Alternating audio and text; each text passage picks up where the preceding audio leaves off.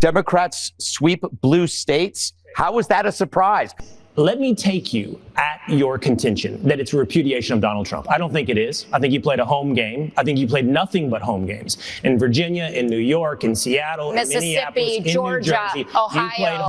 Republicans are trying to make this be about blue states voting blue, but the reality is far from that. And a Fox News panel staying very quiet while Jessica Tarlov talks about this is telling. I'm not going for it. It's just not the narrative of what election night was. We'll see what happens in Seattle.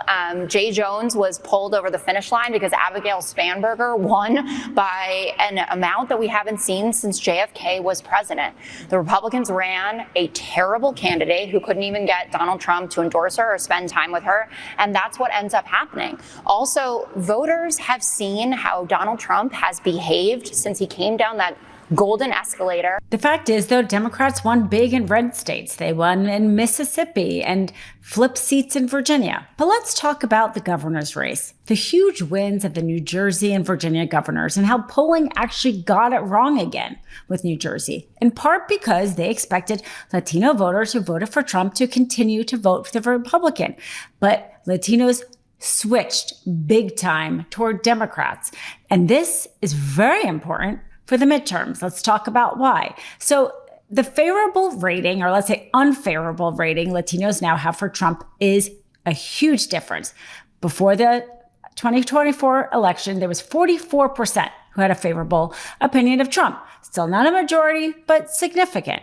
Now it's only 25%. And that showed up in the voting. Latinos voted significantly more for the Democratic candidate.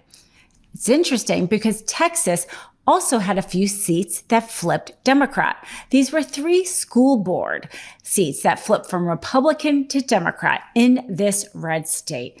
And the reason why it's so important that Latinos significantly switch from Trump to Democrats, because the gerrymandering that Abbott did in Texas relied heavily on the Latino voters who voted for Trump in 2024 to continue to vote for Trump in the midterms. When they redrew the map, they made an assumption that those voters were now solidly Republican voters, which means that Trump and Abbott's attempt to steal an election and steal the congressional seats, because they know they could not win fair and square. They know that Trump's policies are incredibly unpopular with the American people. So they decide to redraw the maps.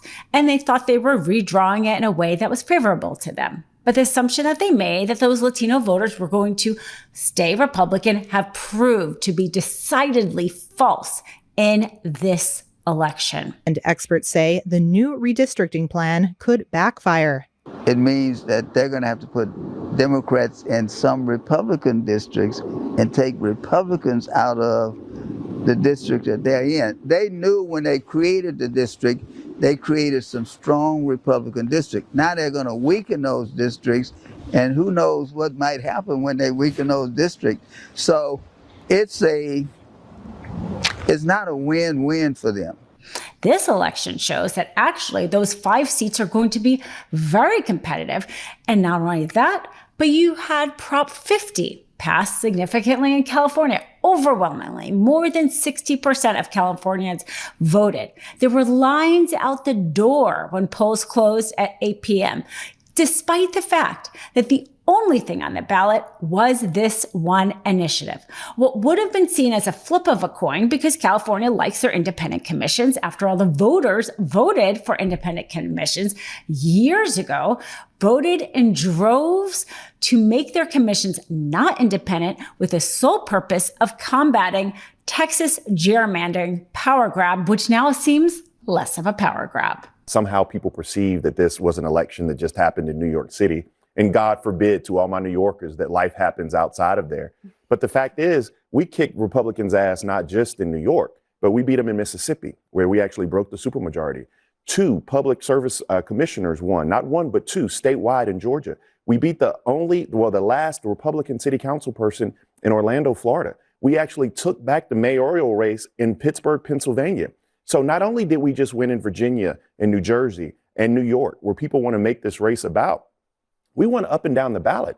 Now, is this just a snapshot of time? Maybe. I don't want to get out over my skis, but let's not make it seem like we just won in blue places. Right. We won all over the country. Democrats won in Mississippi, the very red state of Mississippi. They won 2 significant Democratic state Senate seats, which broke the Republican supermajority, which means that the Republican legislators there can't just pass any law they want. They at least slowed it down or forced them to have to work even a little bit with the other side of the aisle. And this is how we protect our democracy, seat by seat, race by race, state by state. And then let's talk about the New York City win of Mamdani that captivated the country, his very pro-worker agenda. Of course, Trump got all racist and many others too, but he managed to win and win big. And in his election night speech, he said something to Trump that, again, captivated us all. He both perfectly stood up to Trump and pointed out how inept Trump is when he said this. Donald Trump, since I know you're watching, I have 4 words for you. Turn the volume up.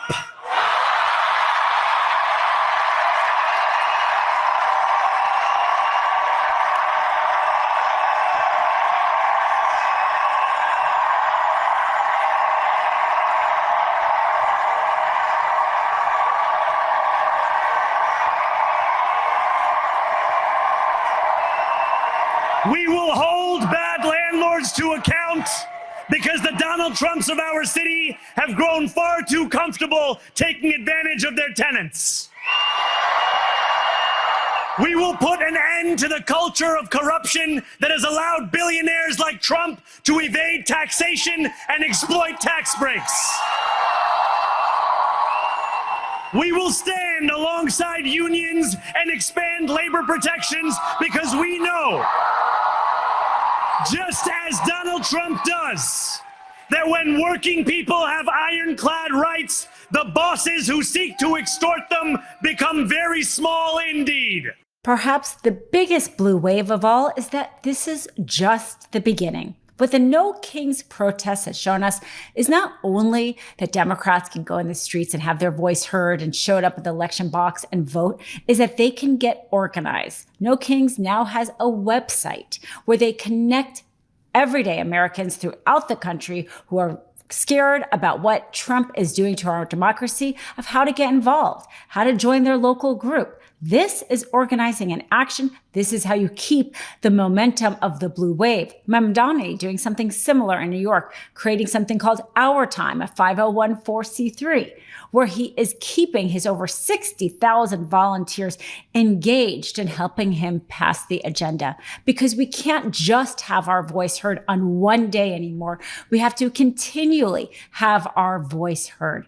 And organizations like Indivisible and now No Kings in their website are helping give the information to people who want to stay engaged and don't know how. And this is how we save democracy, one blue wave at a time. Mamdani was, to some degree, a very small piece of the actual puzzle of election night. It's the biggest piece of what Republicans are arguing. But in reality, when you look at how many elections there were, it's important, but it's in the middle of this. So you have the Virginia and New Jersey models. You have 2 moderate candidates who both served our country, winning by 15 and 13 points respectively.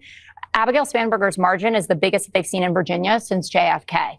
As Dana pointed out, down ballot, you say, oh, these socialists and these communists. Socialists and communists aren't breaking the Mississippi State Senate supermajority, or retaining the Pennsylvania Supreme Court seats, or getting public commissioners flipping seats in Georgia by 20 points, school boards, Bucks County, Pennsylvania, in New Hampshire. Those are not people voting for those folks who are interested in socialism, who like Marxism. And these are educated people too. They know exactly what they're doing. And they know that the cost of living is unacceptable. And they know that Donald Trump's administration is not serious about fixing their problems. Thanks for watching. Be sure to add the Midas Touch podcast on Apple Podcasts, Spotify, or wherever you get your podcasts for new updates every single day.